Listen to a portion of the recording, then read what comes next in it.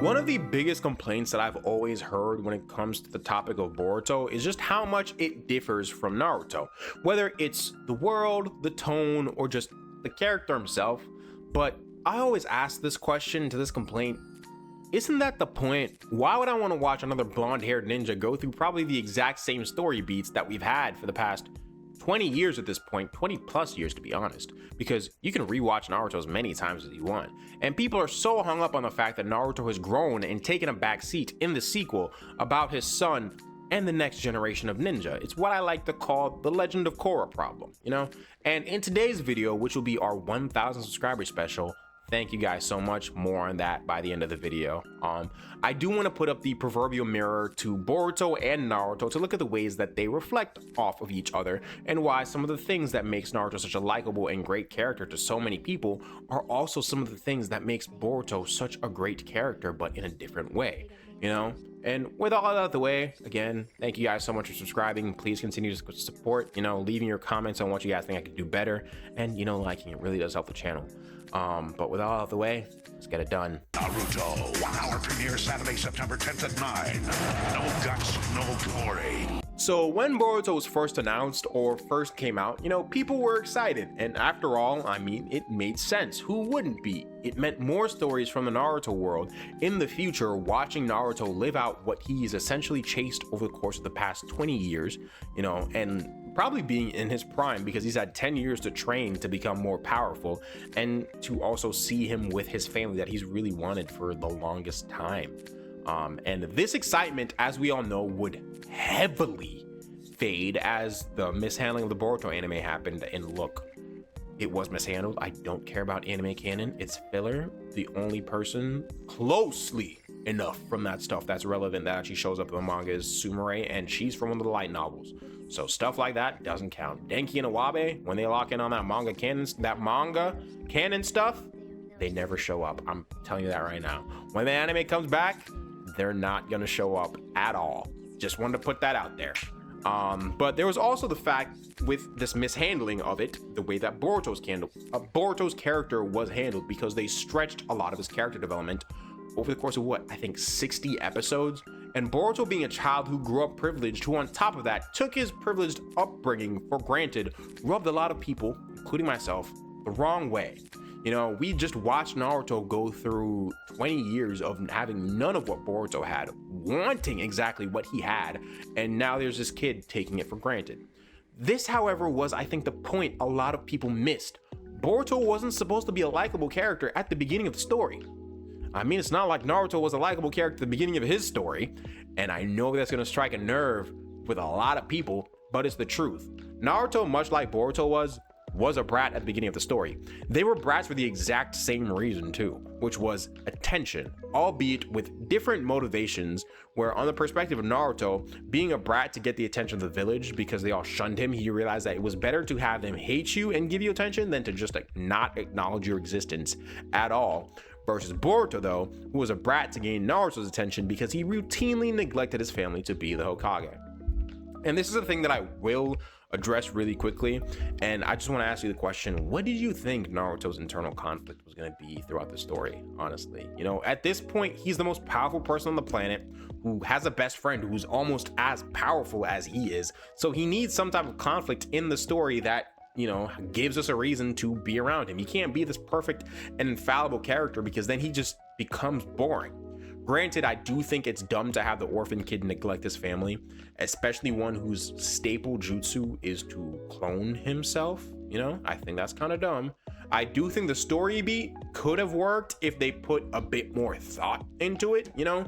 Instead of, for Himawari's birthday, Naruto neglecting his family, make it seem like he's genuinely trying to be there for them with his work-life balance, you know? Instead of sending a clone that disappears when it gets home with the cake, again, for Himawari's birthday, make it that the real Naruto shows up and have there be some tension between him and Boruto, that he's finally home after what was probably like a month or some change or something. You know, for once he's like, oh, you're not sending home a clone? Oh my god, like you actually showed up. You know, the least you could have done is actually show for Himawari's birthday. It's like, this is the least you could have done. You know, kids kind of always get what they want a little bit, but they find some ways to complain about it. And I mean, this complaint by Boruto is justified, similar to how Naruto was justified in complaining about how his parents reluctantly cursed him because they were on their deathbed to become the vessel of the nine-tailed fox.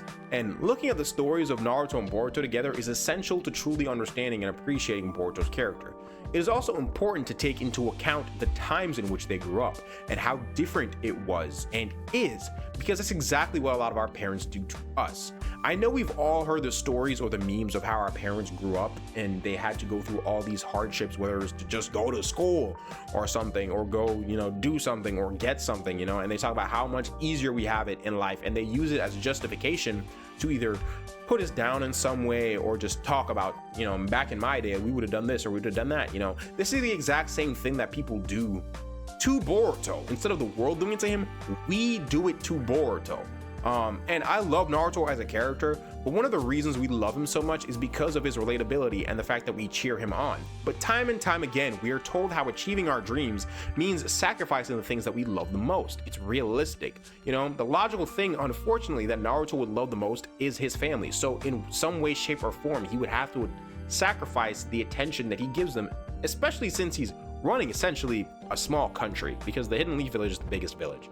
But the final thing I do want to talk about before we move on is the way that they both mature. So I will say spoilers for 2 Blue Vortex slightly, skip to this time to avoid it. Naruto matures throughout the OG series and Shippuden as he gains things he has to protect and wants to protect.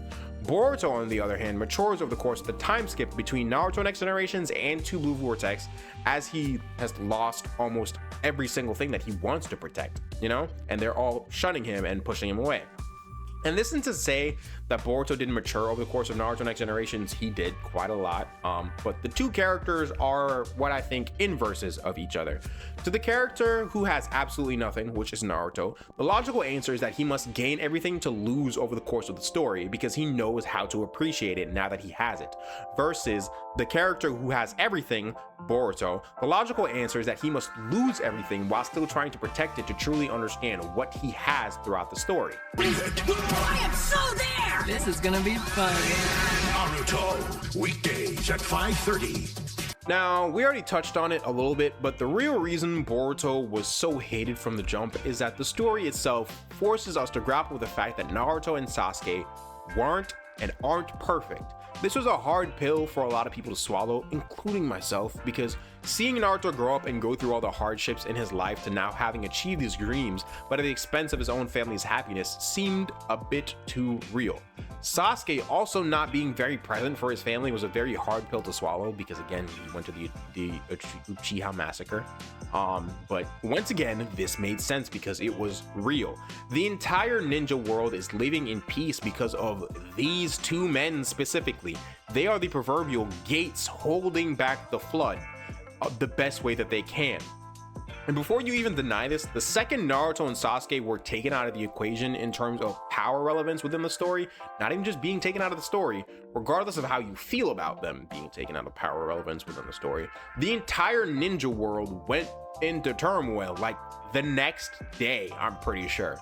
Naruto had to worry about the everyday tasks of being the Hokage in a world that was still very new to peace, because as far as we know, there isn't a single time outside of that Kaguya flashback in the anime, which I don't even think is canon, I'm pretty sure it's not, that the world has been at peace since probably the Sage of Six Paths' death and the reincarnation cycle. There's never been a time of peace on the Naruto planet, like, at all. It's crazy to think about it if you do think about it. So it makes sense that when it is achieved, it takes almost around the clock work to keep it on both Naruto and Sasuke's end.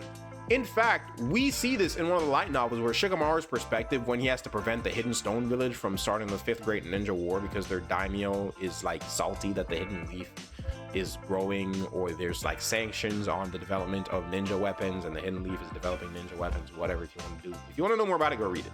It's in the light novel, it's pretty good. But he begins depending on Naruto's likability and his ability to connect to people, which is also just known as his talk no jutsu. And then from Sasuke's perspective, while Naruto is the diplomat, it's more so Shikamaru, but Naruto's the guy that he puts in the face. Naruto's better at talking to people and getting them to like him, as we've said. He's the boots on the ground type of guy. He's investigating the Otsutsuki because if 2 Otsutsuki level threats were already out there with you know, Kaguya and Toneri, why wouldn't there be another one? Which ended up being true with Momoshiki and Kinshiki, and then eventually Ishiki, because we learned that Otsutsuki's travel in pairs, and we never met Kaguya's pair.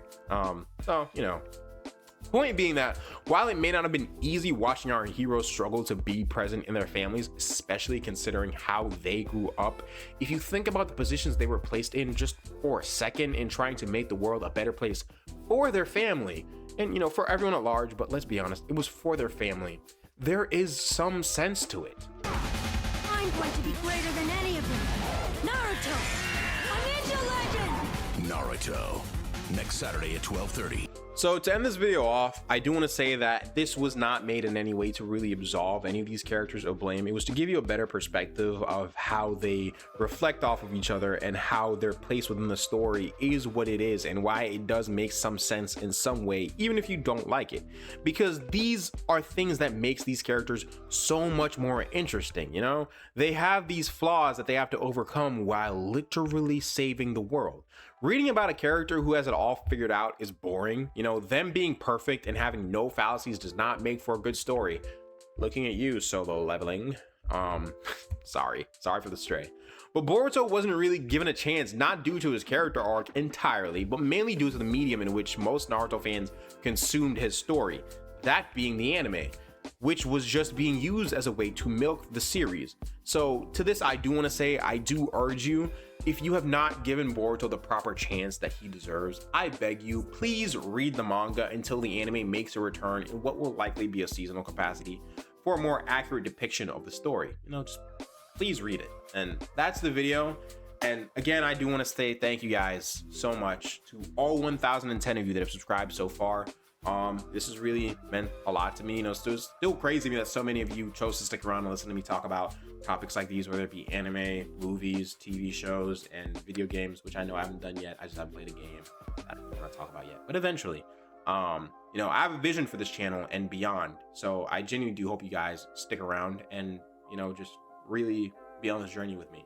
And to anybody else within the future that is watching this video, because I will continue to make videos for the next at least decade or something, I don't know. We'll see how it goes. I'm not gonna give up on this dream. You know, this is something that really has always meant something to me, and it's something that I put off for such a long time, and to seeing you guys be so receptive of it really does help me, and it motivates me to continue to do this. But as usual, you know, leave a like, please consider subscribing, and let me know what you guys think in the comments. You know, get down there and tell me how much maybe you hate Boruto or something, or how much I'm high off of the new stuff versus nostalgia, blah blah blah. I don't know what people complain about these days, but I do love you guys. Thank you again so much for 1,000, bro. Thank you so much. 99,000 more to go. But I love you, and I'll see you guys in the next